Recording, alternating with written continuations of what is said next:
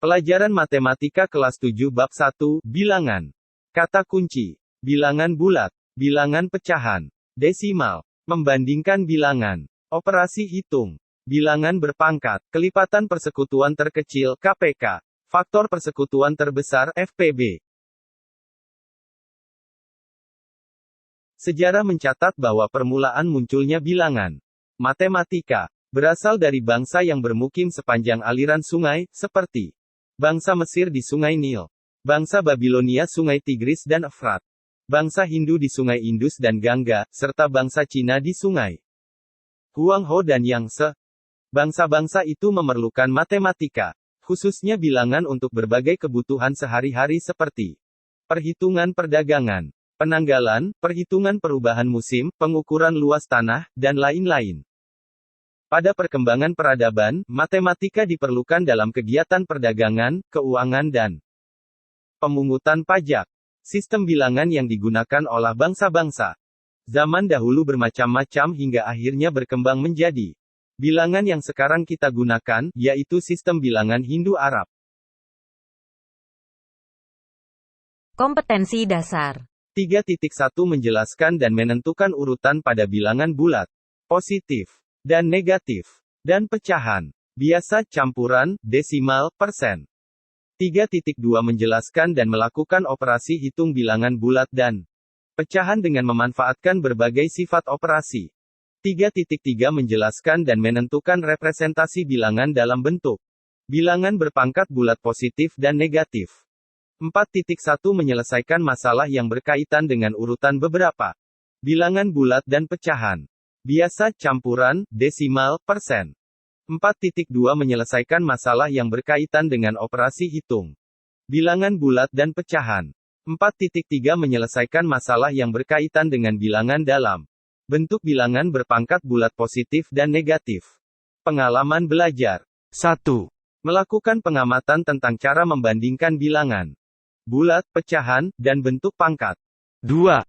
Menggali informasi tentang sifat-sifat operasi hitung bilangan bulat, pecahan, dan pangkat. 3. Menalar tentang sifat-sifat operasi hitung bilangan bulat, pecahan, dan bentuk pangkat. 4. Mengomunikasikan tentang cara membandingkan bilangan bulat, pecahan, dan bentuk pangkat. 5. Mengomunikasikan sifat-sifat operasi hitung bilangan bulat, pecahan, dan bentuk pangkat. Kompetensi dasar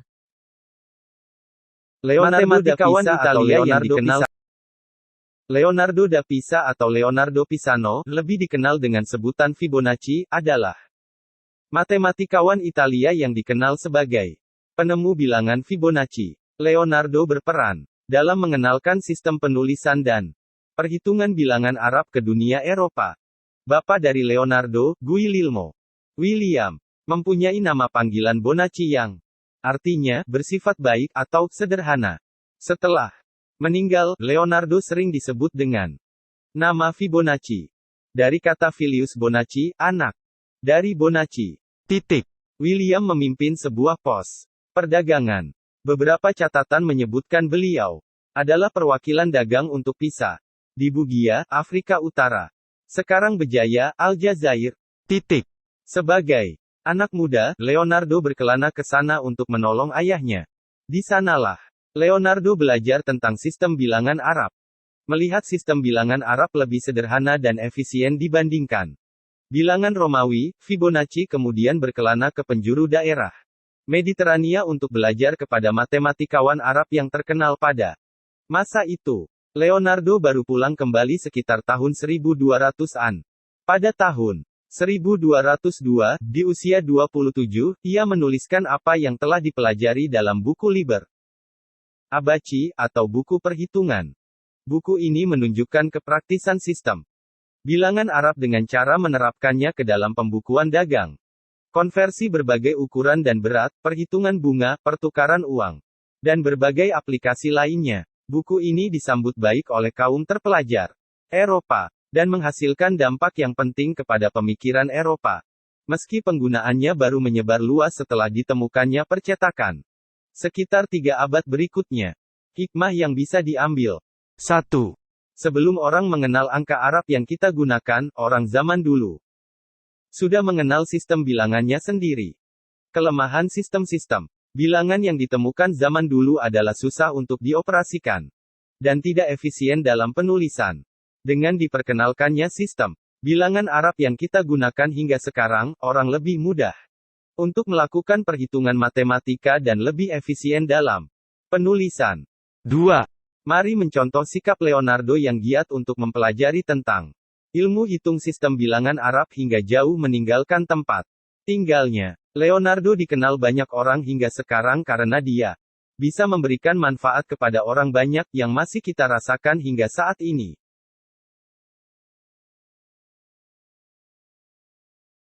Ayo, kita amati. Mengenal bilangan bulat. Pembagian zona waktu dunia berdasarkan GMT, Greenwich Meridian Time, menjadi standar acuan waktu dunia.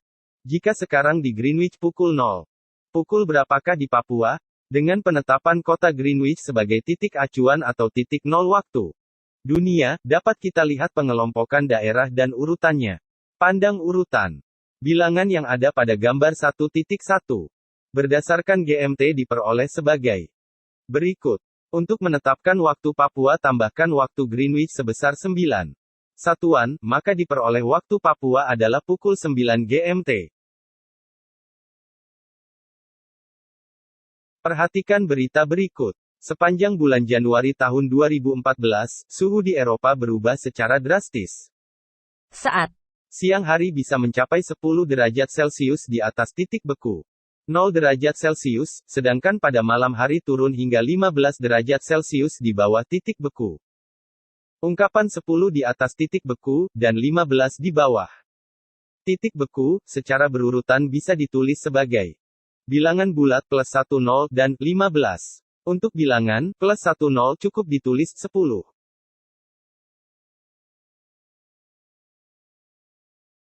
Bilangan bulat dibedakan menjadi 3 bagian, yaitu bilangan bulat negatif, 0, dan bilangan bulat positif. Pada garis bilangan bulat positif terletak di kanan bilangan 0. Sedangkan bilangan bulat negatif terletak di kiri 0. Untuk lebih jelasnya, perhatikan garis bilangan berikut. Istilah lain dari bilangan bulat positif adalah bilangan asli. Sedangkan, gabungan dari bilangan bulat positif dan 0 disebut bilangan cacah. Membandingkan bilangan bulat yang relatif besar atau memuat banyak angka. Untuk membandingkan dua bilangan bulat yang mendekati 0 angka, penyusun bilangan tersebut sedikit. Kalian cukup melihat posisi kedua bilangan tersebut pada garis bilangan. Tentunya hal itu tidak sulit. Bilangan yang lebih besar selalu berada di kanan bilangan yang lebih kecil. Namun, untuk membandingkan bilangan-bilangan bulat positif yang sangat besar, atau bilangan-bilangan bulat negatif yang sangat kecil, tentunya tidak efektif. Menggunakan garis bilangan. Untuk membandingkan bilangan bulat positif yang sangat besar atau bilangan bulat negatif yang sangat kecil, kalian bisa dengan mengamati angka-angka penyusunnya. Bilangan tersusun atas angka 0, 1, 2, 3, 4, 5, 6, 7, 8, dan 9. Bilangan 7, baca 7, tersusun dari angka 7 saja. Bilangan 12, baca 12, tersusun dari angka 1 dan 2. Bilangan 123, baca 123, tersusun dari angka 1, 2, dan 3. Bilangan 6.123.987, baca 6.123.987, tersusun dari angka 1, 2, 3, 6, 7, 8, dan 9. Ayo kita menggali informasi. Contoh 1.1. Tentukan manakah yang lebih besar. Kuantitas antara 47.653 dengan 8.699. Penyelesaian alternatif. Kedua bilangan tersebut memiliki banyak angka penyusun yang berbeda. Bilangan 47.653 memiliki 5 angka penyusun. Sedangkan 8.699 hanya memiliki 4 angka penyusun. Oleh karena itu, untuk membandingkan kedua bilangan tersebut kita dapat menentukan dengan mudah, yaitu 47.654. Lebih besar dari 8.699 karena angka penyusunnya lebih banyak.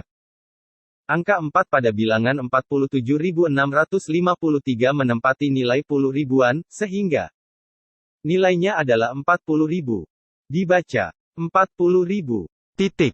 Nilai angka terbesar pada bilangan 8.699 adalah ribuan yang ditempati oleh angka 8, sehingga nilainya adalah 8.000. Dibaca, depalan ribu. Titik. Tanpa melihat nilai angka lain pada kedua bilangan tersebut, kita bisa menentukan bahwa 47.654 lebih besar dari 8.699. Contoh 1.2. Tentukan manakah yang lebih besar. Kuantitas. Antara 8.592 dengan 8.631.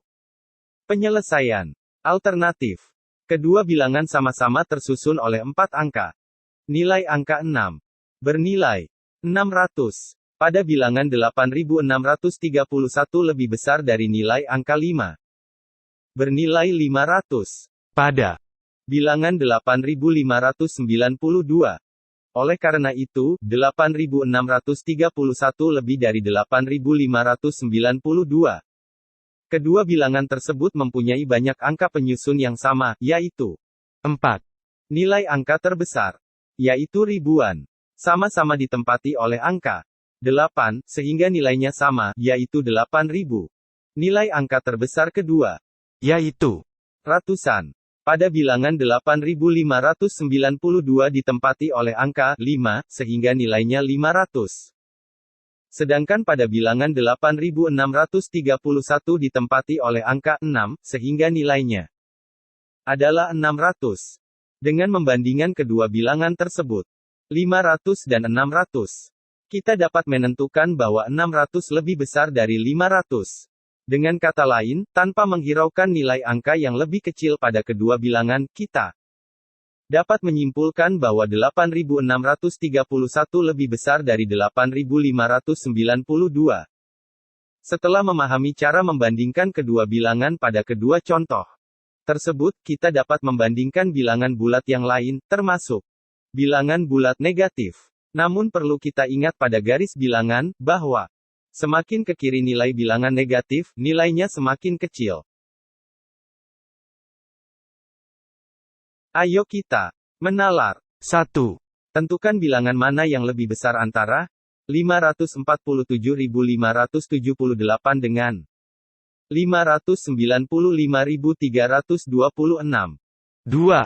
Tentukan bilangan mana yang lebih besar antara 547.578 dengan 5.195.326. 3. Andaikan simbol B mewakili suatu angka, tentukan angka B agar bilangan 63B452 lebih kecil dari 635.452. Jelaskan. 4. Andaikan simbol C mewakili suatu angka, tentukan angka B agar bilangan C45279 lebih kecil dari 63.545. Jelaskan. 5. Jelaskan bagaimana langkah-langkah yang kalian lakukan untuk membandingkan dua bilangan jika banyak angka penyusunnya berbeda. 6. Jelaskan bagaimana langkah-langkah yang kalian lakukan untuk membandingkan dua bilangan jika banyak angka penyusunnya sama. Ayo kita berlatih. 1. Diketahui bilangan bulat positif K dan bilangan bulat negatif L. Bilangan K tersusun dari 4 angka, sedangkan bilangan L tersusun dari 5 angka. Manakah bilangan yang lebih besar? Jelaskan. 2. Diketahui bilangan A dan B adalah bilangan bulat positif. Bilangan A dan B sama-sama tersusun dari 4 angka. Bagaimanakah langkahmu untuk menentukan bilangan yang lebih besar? Jelaskan. Ayo kita berlatih. 1. Diketahui bilangan bulat positif K dan bilangan bulat. Operasi penjumlahan pengurangan bilangan bulat. Pada kegiatan ini, kalian akan diajak untuk memahami sifat-sifat penjumlahan dan pengurangan pada bilangan bulat. Untuk memahami sifat-sifat tersebut, Mari amati beberapa konteks berikut. Ayo, kita amati. Contoh 1.3. Mia mempunyai 3 boneka di rumahnya. Ketika ulang tahun, Mia mendapatkan hadiah sebanyak 4 boneka lagi. Berapakah boneka yang dimiliki Mia? Sekarang, Penyelesaian. Alternatif. Kita bisa menggunakan garis bilangan di bawah ini untuk memaknai. Penjumlahan 3 ditambah 4. Karena Mia memiliki 3 boneka, maka dari titik asal 0. Bergerak 3 satuan ke kanan. Kemudian, karena mendapatkan 4 boneka lagi, berarti terus bergerak 4 satuan ke kanan. Sehingga hasil akhirnya adalah 7. Jadi boneka yang dimiliki Mia sekarang adalah 7 boneka.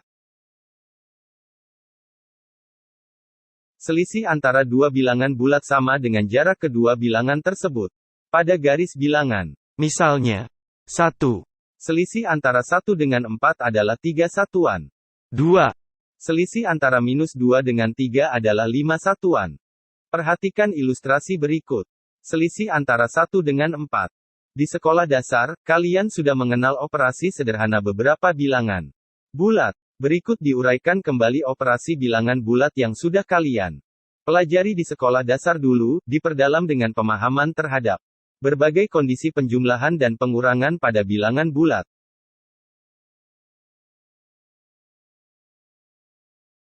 Contoh 1.4. Nia mempunyai 6 pasang sepatu di rumahnya. Karena sedang senang hati, Nia memberikan 2 pasang sepatunya kepada sepupunya. Berapakah pasang sepatu yang dimiliki Nia sekarang? Alternatif. Bentuk dari soal tersebut adalah 6-2 sama dengan. Awalnya Nia memiliki 6 pasang sepatu, maka bergerak dari titik 0 ke kanan 6 satuan.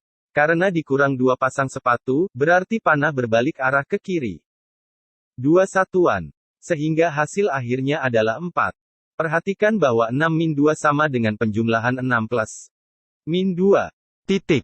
Panah ke kiri.